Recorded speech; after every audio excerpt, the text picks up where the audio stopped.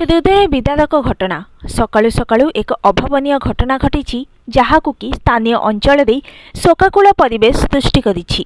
विद्युत आघात माँ पुओंकर मृत्यु। पुओ को बंचाइबाकु जाई माँ पुओर मृत्यु घटी।